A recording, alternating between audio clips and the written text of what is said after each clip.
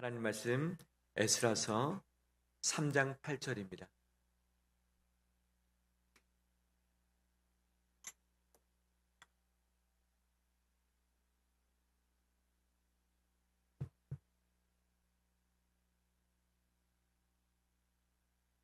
에스라서 3장 8절에서 13절 말씀까지 한 절씩 교독하겠습니다. 예루살렘에 있는 하나님의 성전에 이른 지 2년 둘째 달에 스알델의 아들 스룹바벨과 요사닥의 아들 예수아와 다른 형제 제사장들과 레위 사람들과 무릇 사로잡혔다가 예루살렘에 돌아온 자들이 공사를 시작하고 20세 이상의 레위 사람들을 세워 여호와의 성전 공사를 감독하게 하매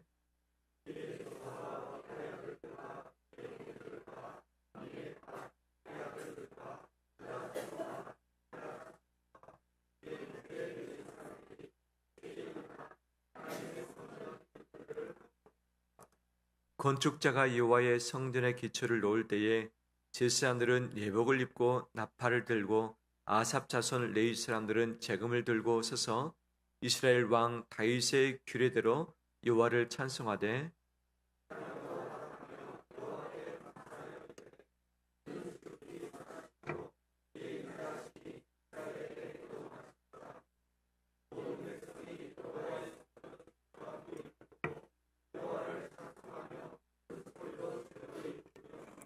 제사장들과 레위 사람들과 나이 많은 족장들은 첫 성전을 보았으므로 이에 이 성전의 기초가 놓임을 보고 대성통곡하였으나 여러 사람은 기쁨으로 크게 함성을 지르니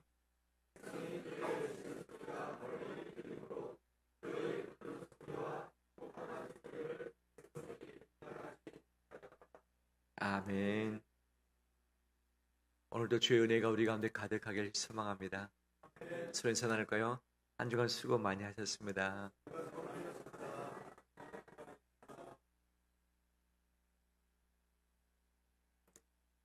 지난 한 주간 많이 더웠기도 하고 또 힘들었을 것 같습니다. 현장에서 애를 쓰셨던 분들 정말 고생 많이 하셨고요. 날이 더워서 뿐이겠습니까? 마음이 힘들어서 지쳐서 쉬고 싶다는 마음도 참 많이 있었을 것이고 내 인생 어떻게 꾸려가야 될 것인가 미래에 대한 여러 가지 걱정도 우리 안에 있었을 텐데 이 모든 짐을 다 가지고 왔는데 저 앞에 다 내려놓음으로 하나님이 주시는 새 힘을 받는 이 시간 되길 간절히 소망합니다. 내가 이사를 한다면 어디로 이사를 하고 싶습니까? 예전에 전원주택이 한참 인기였을 때 시골에 근교에 땅을 사서 주택을 지었으면 좋겠다. 남은 생애를 즐거운 가운데 텃밭도 가꾸면서 살 수 있는 예쁜 집을 지었으면 좋겠다라는 마음들을 많이 가지기도 했었던 것이죠.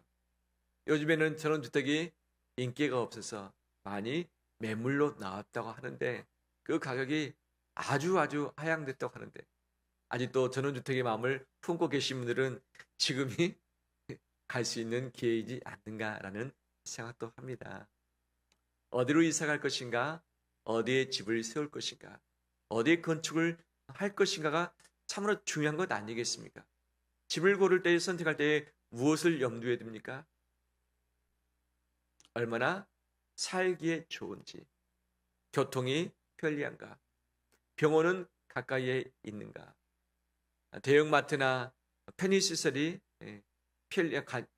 사용하기에 유익한가, 내 가족들은 직장 생활하는 데 있어서 학교 다니는 데 있어서 멀지 않고 가까이에 있는가, 무엇보다도 내가 가용할 수 있는 이 재정 가지고 그 집에 들어가 살 수 있는가, 이것들이 내 집을 선택하는 여러 가지 요인들 아니겠습니까? 은퇴를 앞에 두고 있는 분들 어디에 둘 것인가? 많이들 말합니다. 교통이 좋아야 된다. 병원이 가까이 있어야 된다. 또 친구들을 만나야 된다. 또 하나는 뭐냐? 복지시설. 바로 이 복지센터가 가까이 있어야지만 노년이 즐겁다라고 이야기를 하기도 하는 거죠. 집뿐만 아니라 내 인생을 어디에 세울 것인가? 누구와 함께 할 것인가? 무엇을 근거로 내가 밥을 먹고서 살아갈 것인가도 너무 중요하죠. 어떤 직장을 가져야 하지만 안정적일까? 예전에는 화이트 칼라가 많이 인기였죠. 왜냐하면 가만히 실내에 앉아서 바로 행정을 보기 때문에. 요즘에는 화이트 칼라보다는 블루 칼라가 훨씬 더 인기가 많이 있어지는 것을 보게 되어지죠. 화이트 칼라는 정년이 늘 한정되어 있는데 이 기간이 길지 않습니다. 하지만 기술을 가지고 있는 분들은 정년이 없는 분들도 많이 있고, 내가 좀 더 오랫동안 내 기술 가지고 힘있게 살아갈 수 있기 때문이다라고 이야기를 하기도 하죠. 어떤 직장을 가느냐, 평생 직장이 될 수도 있고, 아니면 내가 언제 떠나야지, 언제 이직을 해야 되지, 들어가자마자 이직 준비를 하는 직장도 있는 것 아니겠습니까? 내 인생의 거처를, 내 인생의 토대를 어디에 두느냐에 따라서 인생이 안정되기도 하고 불안하기도 합니다. 제가 질문 드리겠습니다. 지금 내가 살아가고 있는 현재 내 인생은 안정되었습니까? 불안한 상태입니까? 한번 손으로 볼까요? 나는 안정된 것 같다. 아직은 좀 불안한 것 같다. 손을 들지 않으신 분들은 이것이 짬뽕됐다는 의미이기도 하겠죠. 나의 지금 좋다. 내가 죽을 때까지 이대로 갔으면 좋겠다라고 생각하는 사람이 있다 없다? 없다. 지금보다 좀 더 나았으면 좋겠다. 지금보다 좀 더 편리했으면 좋겠다. 지금보다 좀 더 높아졌으면 좋겠다. 지금보다 더 많이 가졌으면 좋겠다. 지금보다 좀 더 내가 빨랐으면 좋겠다. 지금보다 좀 더 유명했으면 좋겠다. 라는 것이 우리의 마음의 소원이기도 하죠. 그러다 보니까 현재가 만족스럽기도 못하고 현재 감사하기도 힘들고 바로 늘 미래의 바로 삶을 향해서 쫓겨가는 삶을 살기도 하고 과거에 매여서 내 영광을 생각하면서 한탄하기도 하고 남하고 비교하면서 내가 마음이 쪼그라들기도 하지만 반면에 내 마음이 교만해지기도 하는 것들이 우리 삶의 모습들 아니겠습니까? 오늘 본문에 하나님의 성전 지대를 놓는 성전 건축 시작의 장면이 나오고 있습니다. 어디에 성전을 건축할 것인가? 어디에 건축할 것인가? 이것이 상당히 중요한 부분이었죠. 그런데 폴에서 귀환하고 나서 어디에 지을 것인가는 별로 고민하지 아니하셨습니다. 왜? 첫 번째 성전, 솔로몬 성전이 있었던 장소에 두 번째 성전인 수룹바벨 성전을 놓으면 되었기 때문인 것이죠. 성전 지대를 놓으면서 공사를 시작을 했습니다. 그러면 이 수룹바벨의 성전이 놓았던 이 장소가 어떤 장소였을까? 이 솔로몬의 성전을 왜 그곳에 두었을까? 이스라엘 땅이 상당히 넓습니다. 여러 곳이 있을 텐데 왜 예루살렘의 시온산 바로 그곳에 성전을 두었을까? 다윗으로 거슬러 올라갑니다. 다윗이 참으로 왕의 역할을 잘 했습니다. 하나님의 인정도 받았지만 다윗은 실수해서 넘어지기도 했었습니다. 다윗이 크게 넘어진 몇 번의 사건이 있었는데 그중 하나가 뭐냐면 자기가 하나님을 의지하지 않고 자기의 군사의 수를 의지할 때가 있었던 것이죠. 요압 장군에게 명령합니다. 군사의 수를 다 세라. 우리가 가지고 있는 것이 무엇이고 가용한 것이 무엇인가 확인해보자. 요압 장군이 반대했습니다. 왕이여, 이것은 아니지 않습니다. 하나님이 이것을 싫어하는 것 아니겠습니까? 그런데 다윗이 고집부렸습니다. 한번 세봐라. 다 셌습니다. 보고했습니다. 그런데 하나님의 진노가 임했던 것이죠.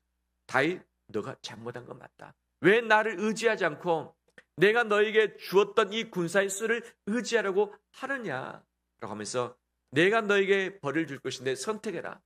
다윗은 이 3일 동안에 바로 전염병을 선택을 했던 거죠. 하나님의 전염병이 시작됐습니다. 온 나라에 전염병이 퍼지기 시작했습니다. 짧은 기간이었지만 7만 명이 죽임을 갑작스럽게 당하고 말았던 것입니다. 우리 코로나 걸렸다고 해서 다 죽습니까?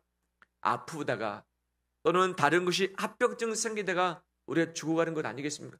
갑자기 죽는 것은 전쟁 때문에 갑자기 죽는 것이 있을지언정 모르겠지만 전염병 때문에 짧은 시간에 죽는 것은 극히 드문 일이죠. 하나님의 진노가 짧은 시간에 임했습니다. 그들이 많이 죽었습니다.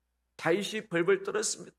어떻게 하나님의 마음에 바로 그 마음을 돌이킬 수 있겠는가? 어떻게 용서받을 수 있겠는가? 전전 근거하는 그 사이에 선지자가 다윗에게 말을 합니다. 왕이여, 하나님의 천사가, 이 전염병을 주어서 죽음을 진행하는 천사가 바로 이 타작마당에 섰습니다. 대기하고 있습니다. 왕이여, 지금 속히 가서 그곳에서 하나님께 번제단을 쌓고서 제사를 드려서 하나님의 노여움을 푸시는 것이 좋을 것 같습니다 라고 보고를 했죠.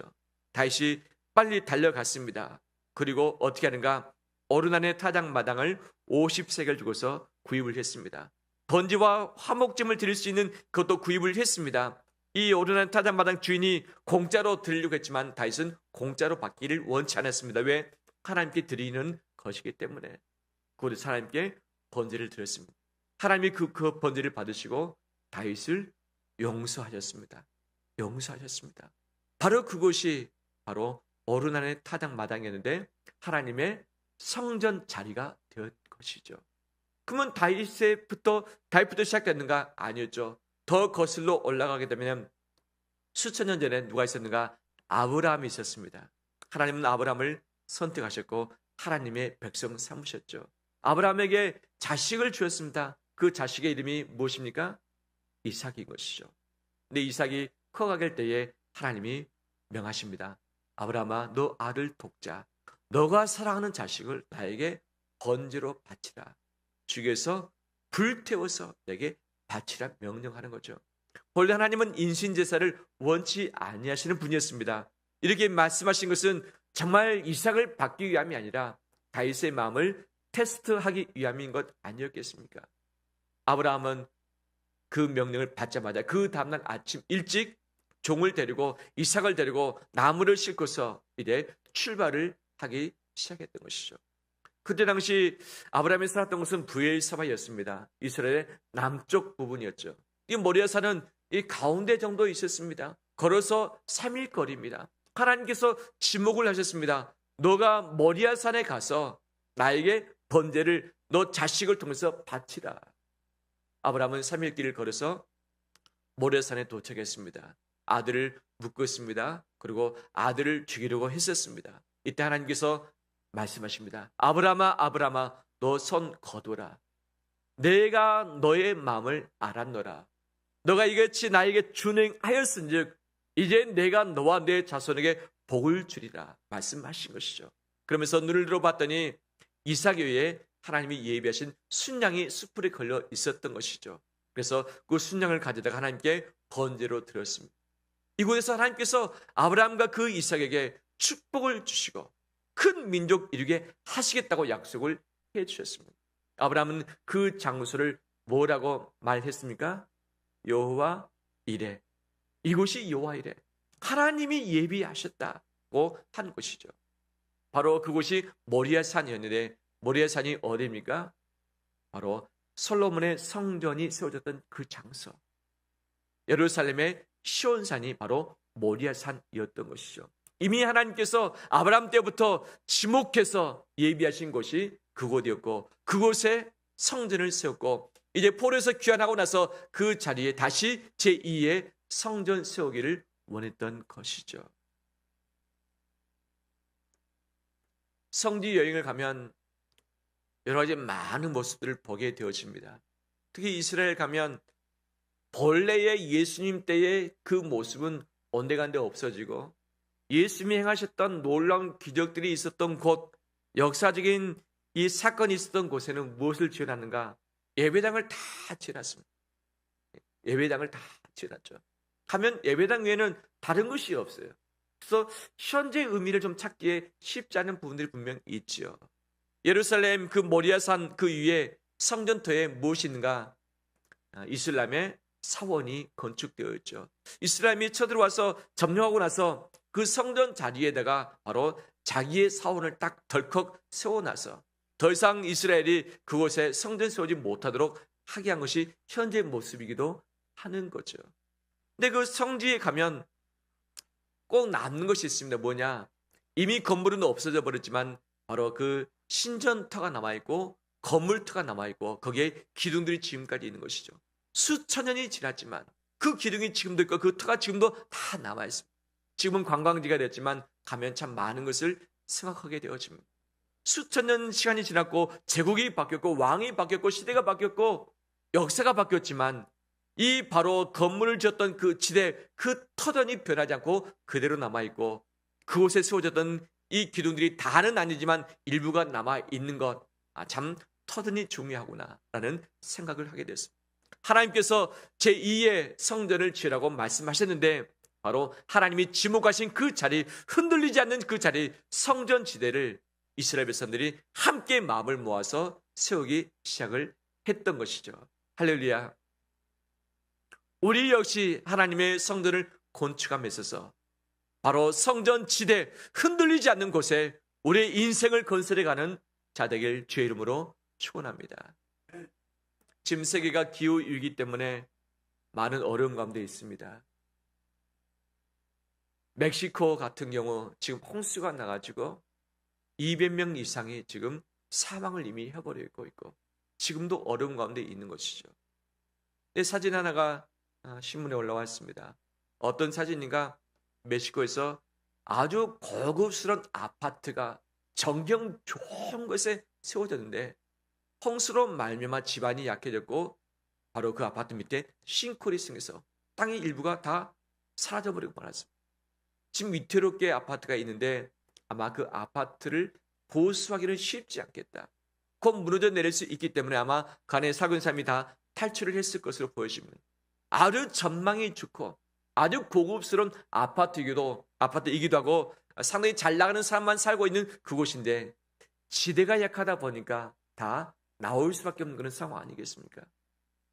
내 인생을 어디에 건설하느냐에 따라서 내 인생이 흔들리기도 하고 도망가야 되기도 하고 아니면 안정적으로 있기도 하는 거죠. 우리나라 사람들은 어디에 내 인생의 뿌리를 두고 있는가? 딱 두 가지입니다.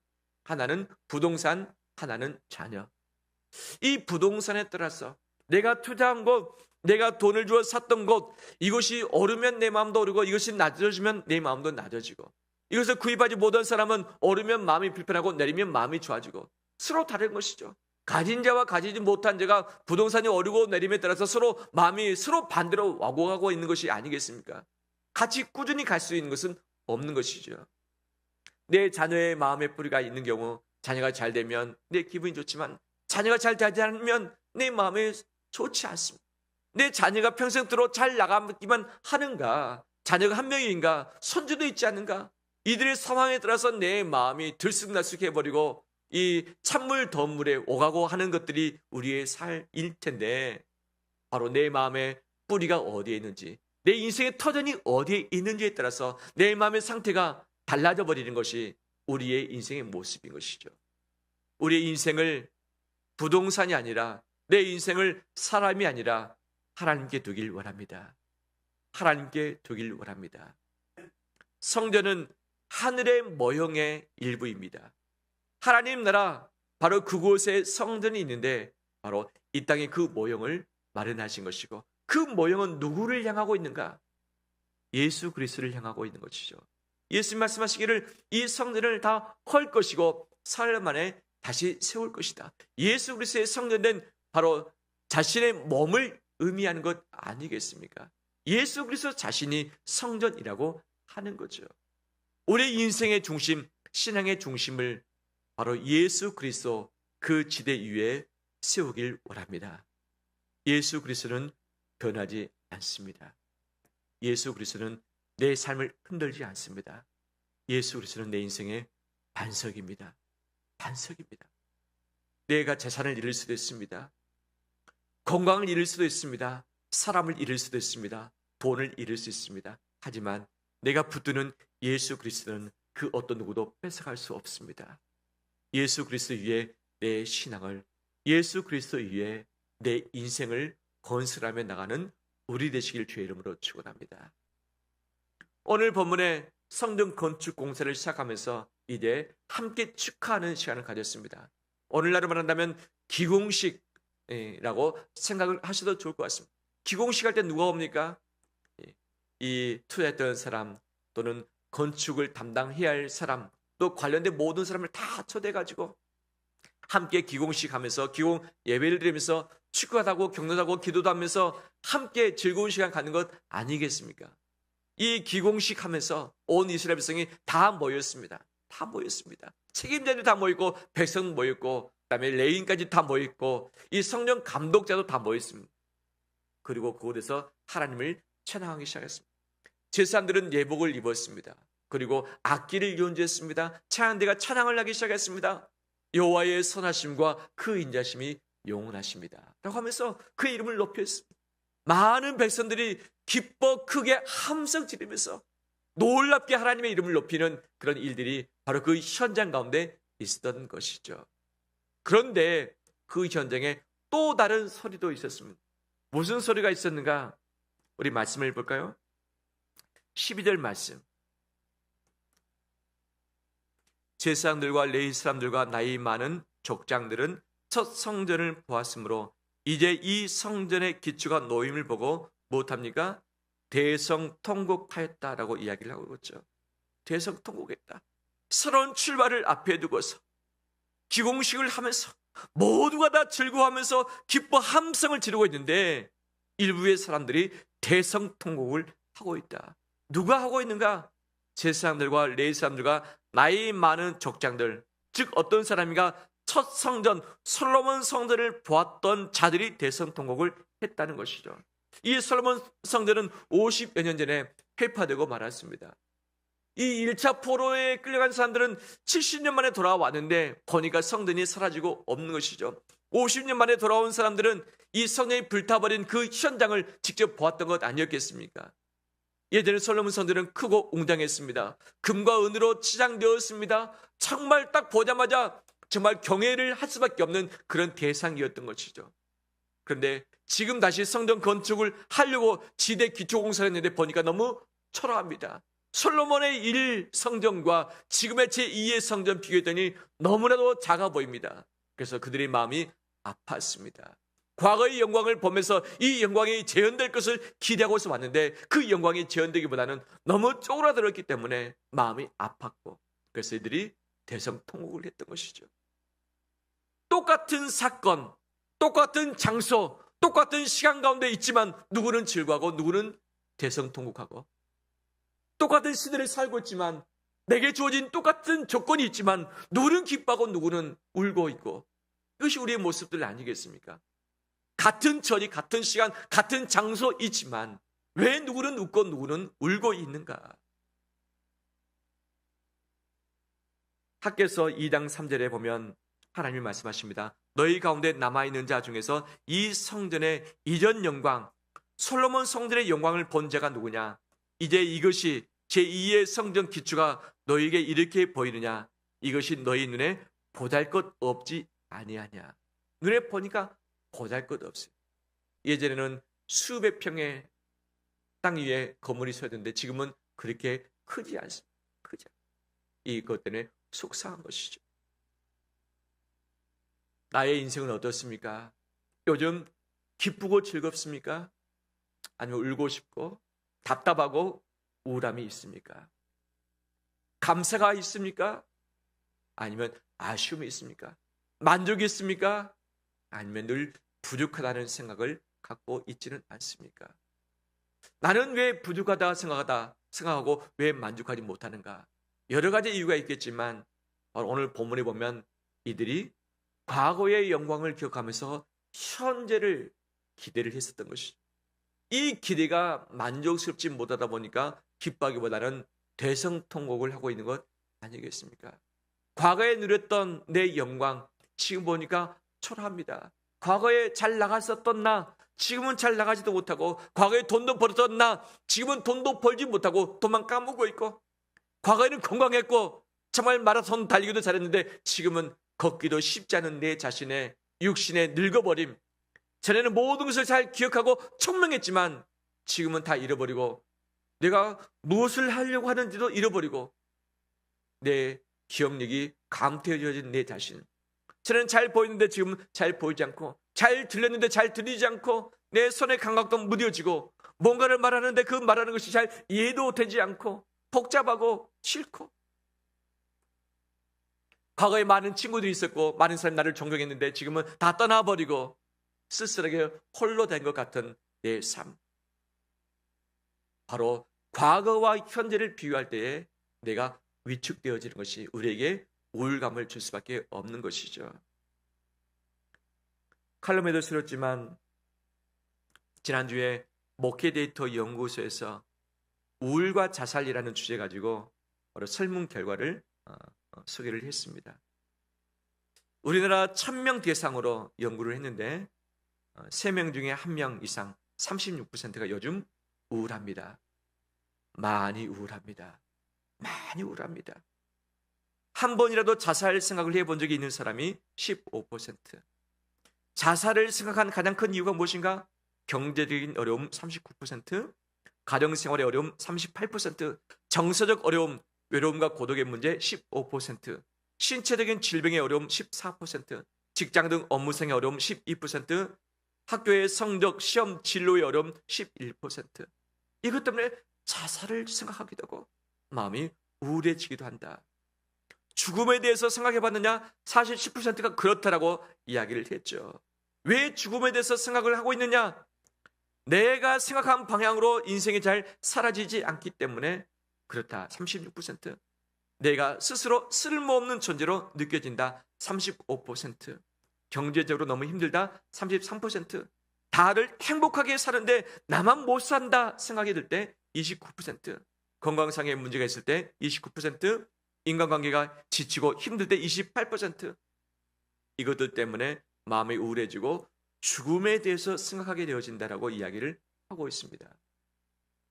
요즘 내 마음은 어떻습니까?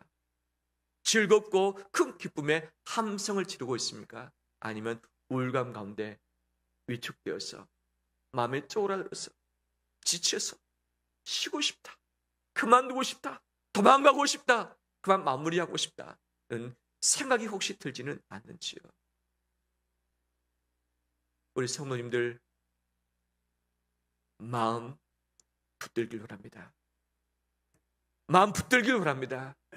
절대 내 마음을 우울함 가운데 허용하지 마시고 다시 한번 사로잡고서 하나님 앞에 세워드는 우리 되길 원합니다. 과거와 비교할 때 내가 교만해질 수도 있고 위축될 수 있습니다. 또한 남과 비교할 때 그렇다는 거죠. 남과 비교할 때 내가 저 사람보다 더 잘 사네, 더 행복하네 라고 하면서 만족하는 사람이 극히 소수입니다. 늘 비교할 때 누구하고 비교합니까? 더 잘 사는 사람하고 비교하는 것이죠. 우리 국가 누구하고 비교합니까? 정말 못 살고 있는 후진국도 상당히 많이 있는데 OECD 국가와 늘 비교합니다. OECD 국가가 이미 우리나라보다 다 선진국이죠. 비교하면 우리가 다 꼴찌 아닙니까?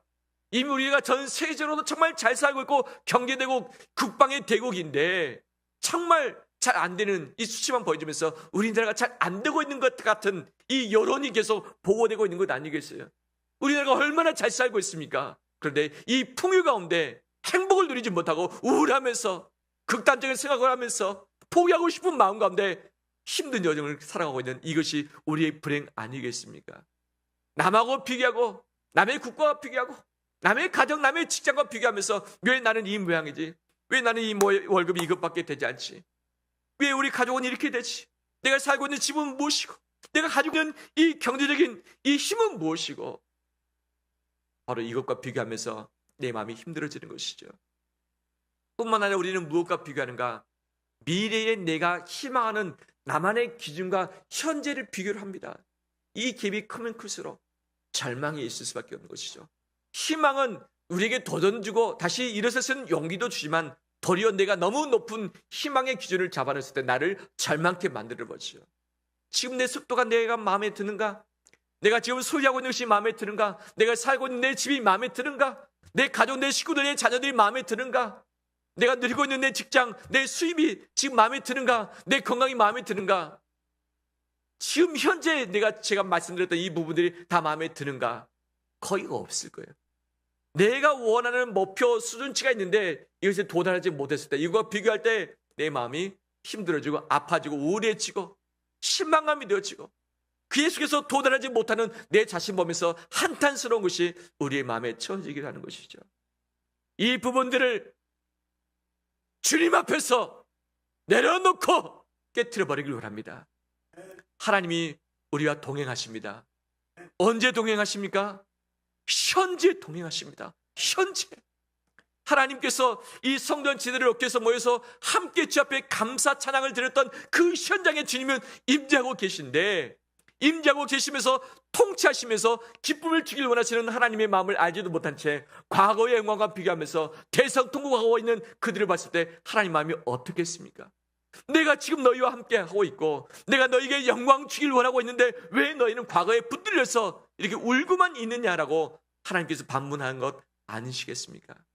하나님은 말씀하십니다. 학계 선지자를 통해서 이전 영광이 있지 않느냐, 하지만 내가 지금 영광을 이전보다 더 크게 주리라. 더 크게 주리라. 성전 지대를 쌓느냐, 오늘부터 내가 너에게 복을 주라. 복을 주지 아니하나 보라. 과거가 아니라 현재 내가 너와 함께 하고 있다.